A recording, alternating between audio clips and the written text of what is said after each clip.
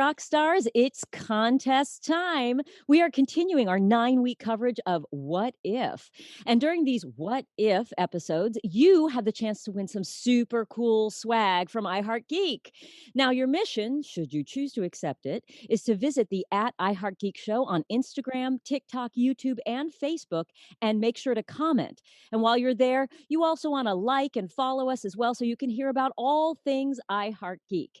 You'll receive an entry for one comment on each channel per episode. So that's a total of 4 entries a week and 36 total by the end of our 9-week contest. So good luck to you, Geek Rock Stars. And remember, keep on geeking on. Welcome to another episode of iHeartGeek. Yay! We are talking on episode 2 of the What If. I just can't stop doing it. That's really bad.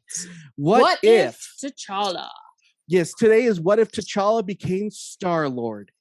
I loved this, but that's not going to stop me from bringing up problems I have with it, and I think that everyone is. When does it ever? Well, you should be critical on the things that you love. I'm just saying.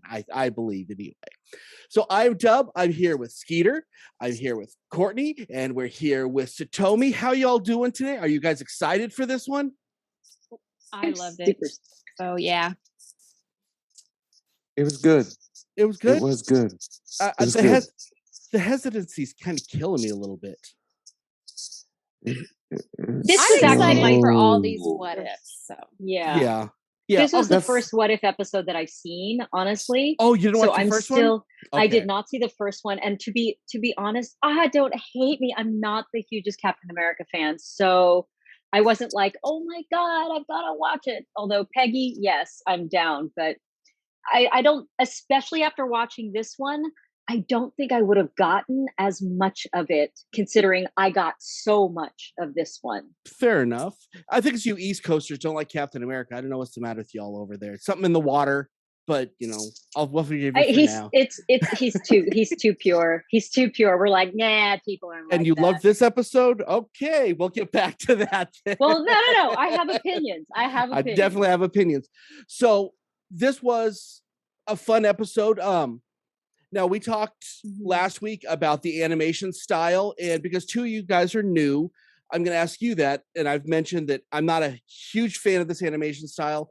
I don't hate it, but okay, so let's start with Satomi. What did you think of this animation style? Are you cool with it? Are you tolerating it? Listen. I happen to be cool with it because to me, it sort of harkens back to cartoons when I was growing up. It's definitely a little bit smoother, but just stylistically, I was having like flashbacks to like a much smoother He-Man, and I was really, and Voltron. I was like, I'm in. Cool. So it did not bother me. Skeeter? I don't know. I loved what you said on last week's episode. I'm right along with you. The super Saturday morning cartooniness, it didn't hit me right. I expected a little bit more of the animation. I love the sequences in the credits. Mm-hmm. The still stuff is beautiful. Oh, absolutely. It was killing me. It was so slow. It just didn't seem to like the flow of it. Like the last one, perfect flow, fit the movie. Really? I think the flow was great. This one, I just felt like it just dragged. You mean story or animation? Yeah, animation. The way it was animated. I think that's what made it slow. Like the story was great. Yeah, but the animation makes it super slow. I think. I don't know. Maybe it's just the flow of everything being animated. Now, I know you watched, I don't know if you watched them both together or if you split it apart, but I think on this episode, I was a lot easier on the animation because I was used to it. The first episode, I was not happy because it felt like a Telltale game that was just too smooth. With that being said, I still don't love this animation style, but I didn't notice it. So I think that's probably that's a compliment. It's good enough that I'm not noticing the things I don't like anymore. I think for me, I noticed it with Thanos. Oh Like yeah. in that Yeah, whole Thanos sequence, that's when definitely. I started to see like really cartoony stuff. And I was like, maybe it's just because of where they are. Maybe that's what it was, but and there was certain like chunkinesses of the Collector that I don't know, angles What and weird what stuff. would you have preferred? I'm curious. I don't know, just a little smoother lines. I Yeah. don't know. Okay. I mean, notice the Collector. I mean, just the way he looked was just too, Stylized. yeah, Buff. He very was buff. stylized. He was He a was super buff, villain. but it was like But he was like supposed to be for this blocky universe. and like it was crazy. I Yeah. don't know. Now, okay, so for the first movie or for the first episode, we talked Peggy Carter, and and we were all gaga over the fact that everything that changed made complete sense on why it changed the way it did. Now, this is where I'm going to have the issue with this one, because I feel like there was a lot that was skipped over to make all these people good instead of just being the evil supervillains that they all are. I feel like we missed a step there, and I don't think they did that on the first one. I think that was part of the humor. I think that was part of the joke. Was just that the awesomeness of T'Challa would just, because I mean let's be honest, he is kind of like the magic touch guy, Yeah. like everything he touches turns to gold.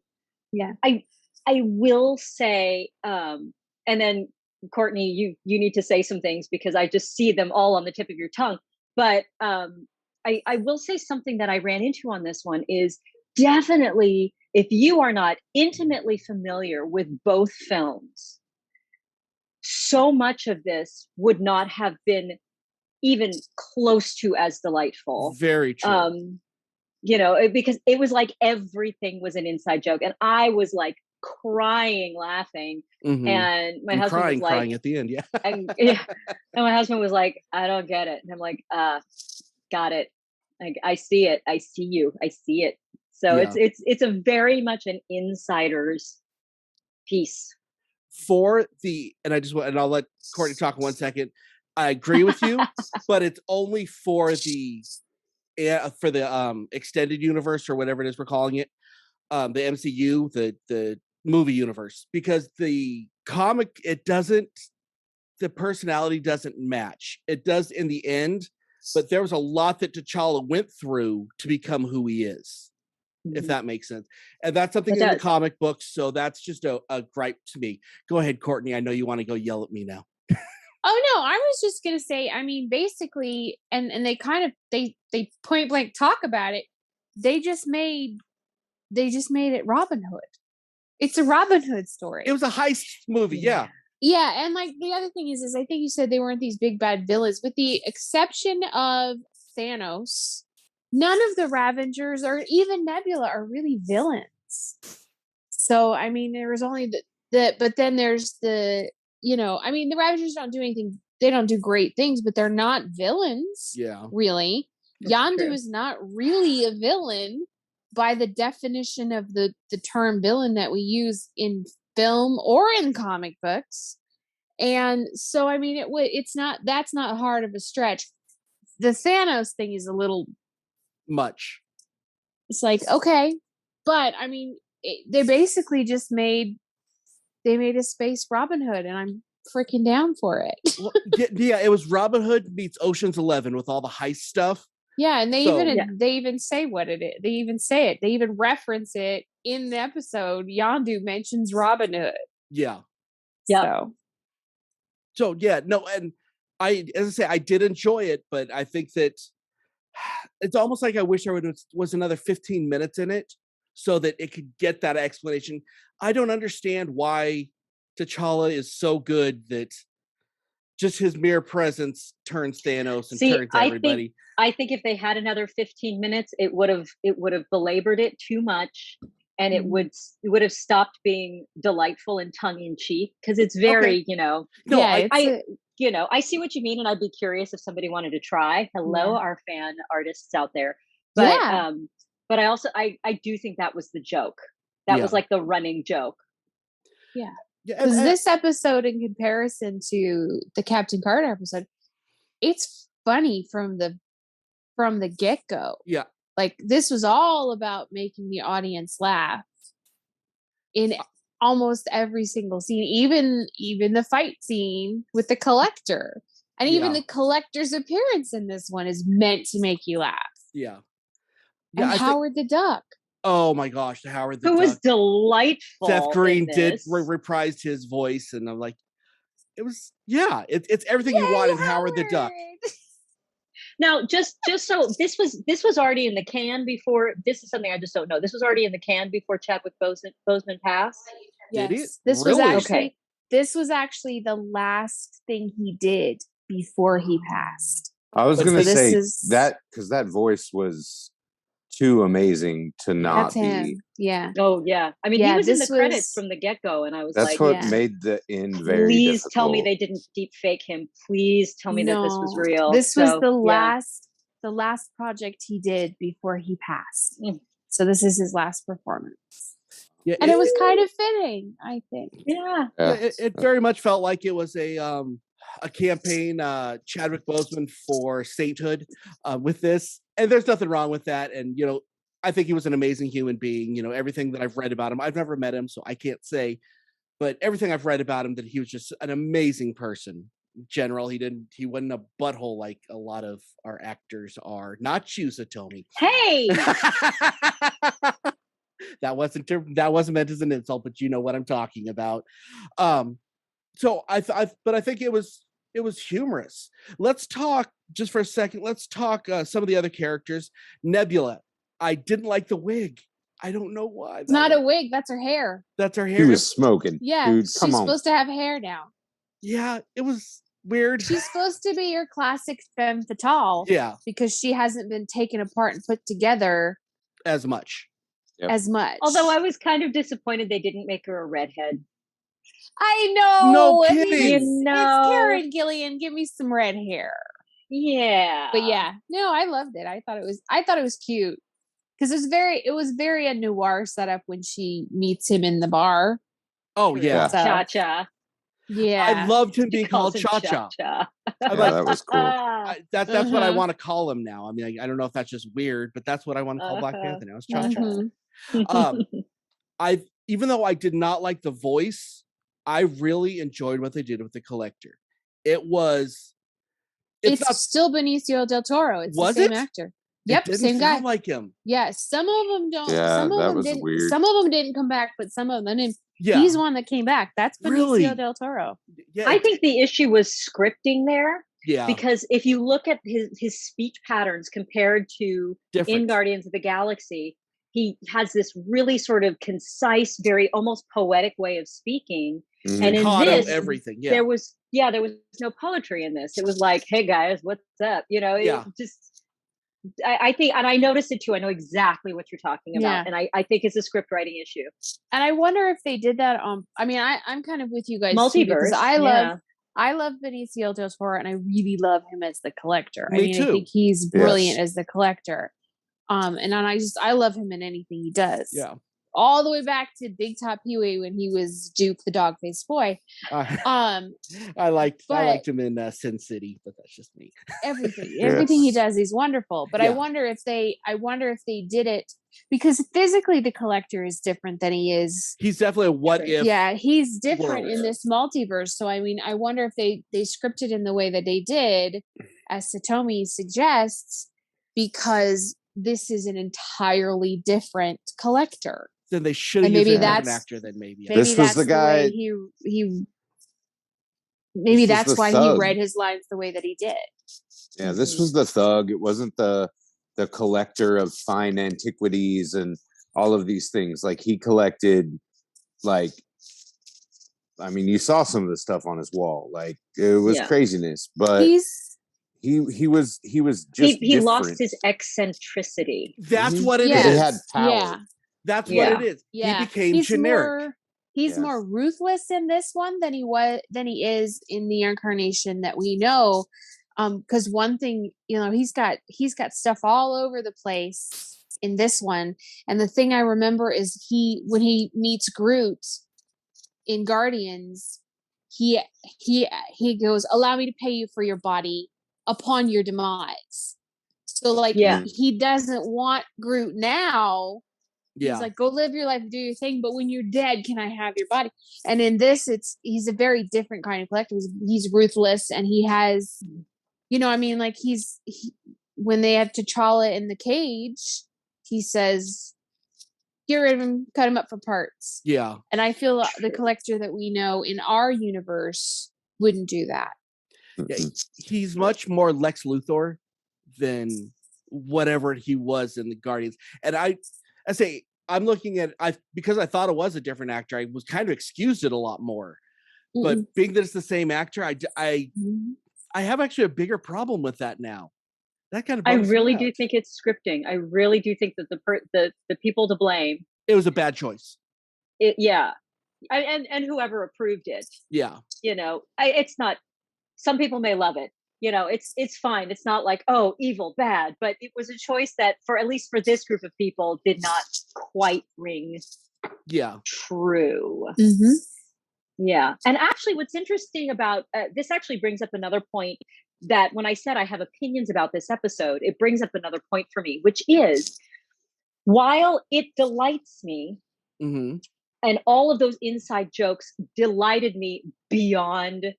I mean, that first moment of, oh my God, Star-Lord, I was down. I was done. I was peeing. But what I found that took a second. Wow. Classic Star-Lord. Classic Star-Lord. And he was flipping delightful. And the more he did it, the funnier it got. Yeah. Which doesn't always happen. When I say that if you are intimately familiar with the films, then it's hilarious and this is for you. What we lost was the eccentricities of the character. Yondu wasn't quite as eccentric as he was.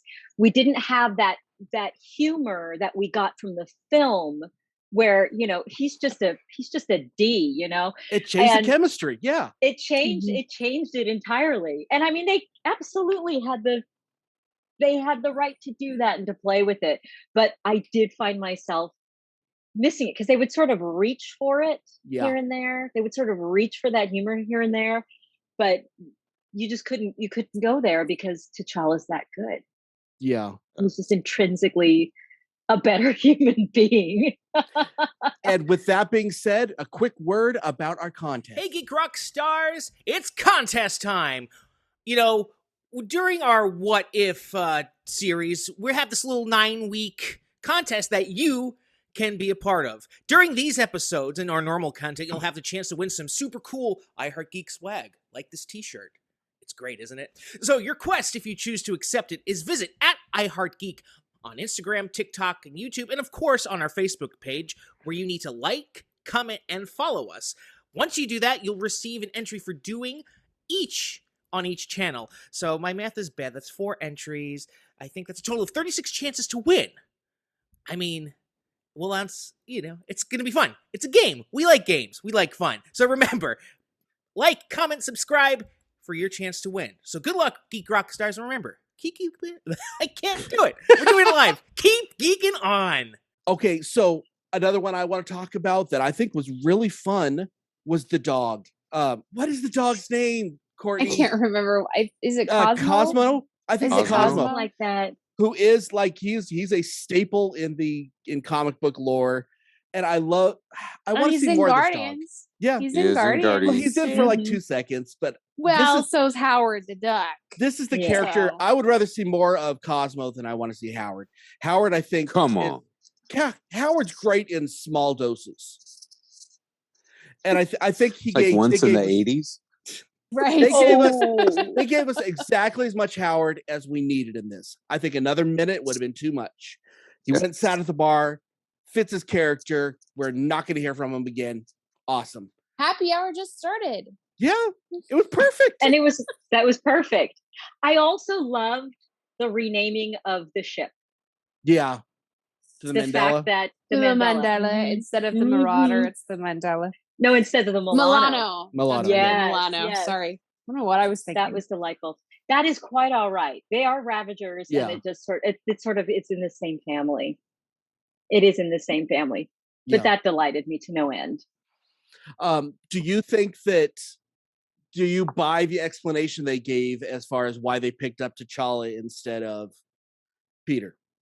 Do you Yes, guys buy it? You bought it? because Taserface was driving.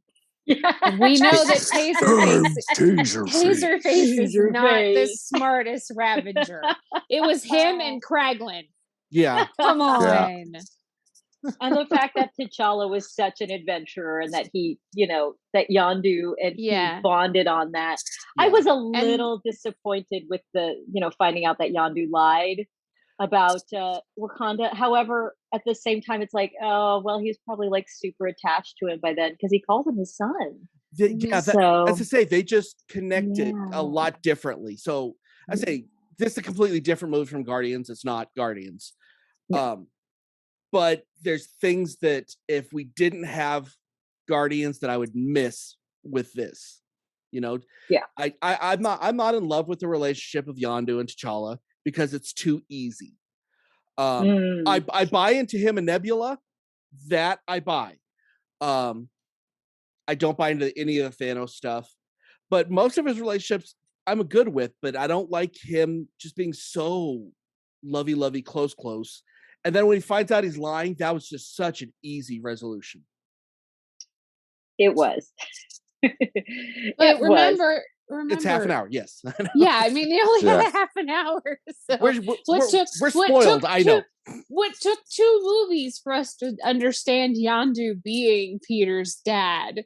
Yeah, we got a half an hour worth in this. So plus, it does sort of, if they use Saturday morning cartoons as their template, then it does make sense. I get you. I'm there with you. But I think I honestly think there was a little bit of, sit there with your bowl of cereal that was in their brain when they were writing this. Yeah. That was what we said about Captain Carter too. And so I bet that's what they've done is they've modeled all of these episodes after good old fashioned Saturday morning cartoons when we were kiddos. Yeah. Dang it. Now I want Apple Jacks. Something that something that I did that was different on this one. Because if you remember last episode, I loved it the first time I watched it, then the second time the magic went away. This time I only watched it once and I still have a lot of magic for it. I don't know if these are rewatchables. I don't know if anybody is rewatching these. I don't feel like I think you'd have to wait. I would have to wait a couple of months to watch these again till I could enjoy it again. Because you wouldn't have the surprise. It's all the emotional.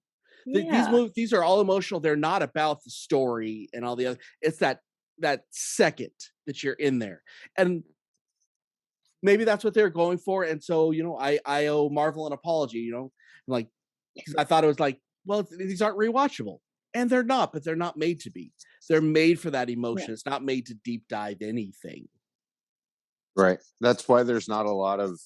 I think that's why they're staying away from a lot of the Easter eggs and all of the things that we've seen with Loki and everybody else. They're staying away from that stuff, and we're getting just raw, like, emotion, I guess, with these. Like they're really hitting cues. I love the way they did Peggy. I loved the chin comment on the last episode, and it's so fresh in my mind because I literally listened to it on my hour and a half drive home from work. But the other side of it was, they just hit every kind of button, you know, and Griffin hasn't watched it yet, so I get to watch it with Griffin. So I get that feels second watch. So I'm excited. I'm excited. So now, and I'll tell you, as much as we can like the whimsy, I guess, of this whole episode, my favorite part has zero whimsy, and that is before it says to our friend Chadwick. That scene before that with Peter in there cleaning the fast food restaurant, and then Ego shows up. There's always a place for me at the Dairy Queen. And then he says, I love that. And then and then the Watcher says, well, hey, but let's forget about the fact that this is brings about the end of the universe. That's another story. And I loved that. I love the fact that that was so what if. Your favorite part of the episode has absolutely nothing to do with the storyline of T'Challa in the episode. I love that. That is such a great take. It's not that I don't love T'Challa. I thought it was so perfect. Yeah. You know what's funny is I think my favorite part. Oh, sorry. Go ahead. I was just gonna say I love that Kurt Russell came back for like oh my god, for 2 a seconds. line. Yes. Could It's he Disney. be any They cooler? own him. Could he be any cooler? Well, since he was a teenager, they've owned him.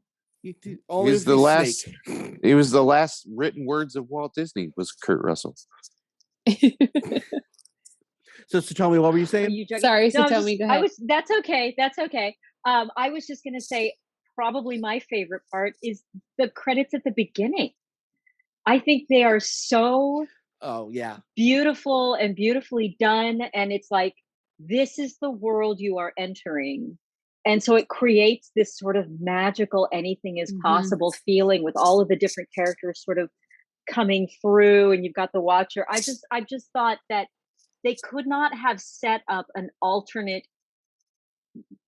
I don't want to just say alternate universe, but alternate storytelling better to be like, hey, y'all, you are not in Kansas anymore. Absolutely. We are going to go somewhere else. We're going down the rabbit hole. And we said it last episode, and I'll say it again. Jeffrey Wright as the voice of the Watcher. Perfect. Well, unless it's Bruce Campbell was the only one that could have been better, but he's Bruce Campbell.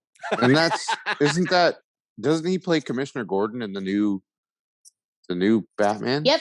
Oh, does he? I haven't watched the new Batman yet. Yeah. Well, no, the one they're filming. Oh, the new one, Patterson. Yeah, the one with Patterson. He's going to play Commissioner Gordon. He was also Beetle in the Hunger Games. Beetee. That is Beetle. Beetee. Oh, okay. Anyway, so let's do our grades. I love those movies. Let's do our grades real quick.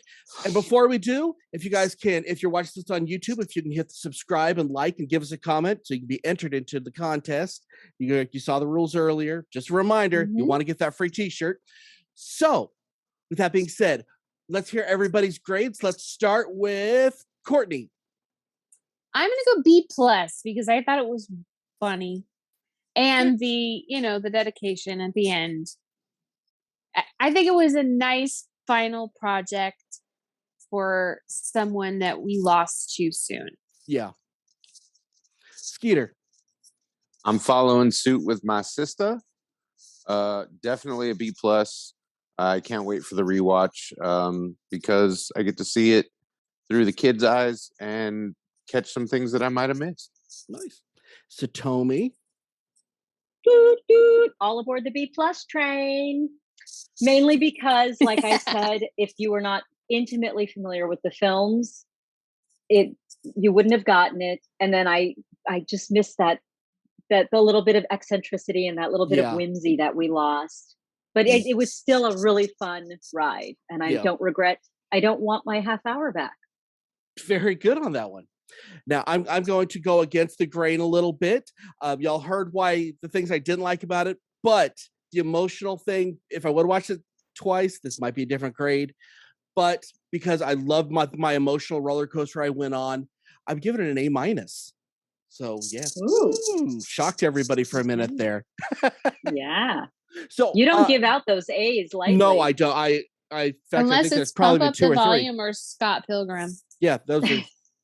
Yeah, that's about it. Pump up the volume. Now, let's be honest. On second watch, is probably going to go down. But with that being said, I enjoyed my time I spent on it. Don't watch it again. Right, don't watch it again. I probably won't, honestly. Because usually I watch these and then I take notes on the second time, and I'm like, I don't need to do that with these. I feel like that's counterintuitive to what we're doing with these episodes. So with that being said, we hope you guys are enjoying these what ifs. Join in our contest. Do the commenting on all our social media stuff, and you get entries.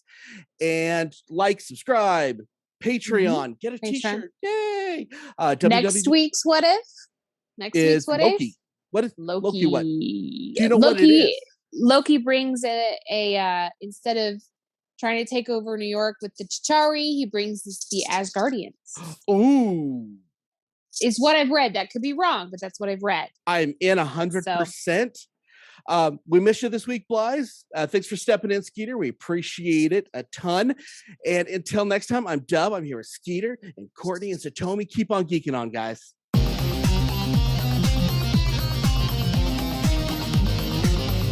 You have been listening to the latest episode of the iHeart Geek Show.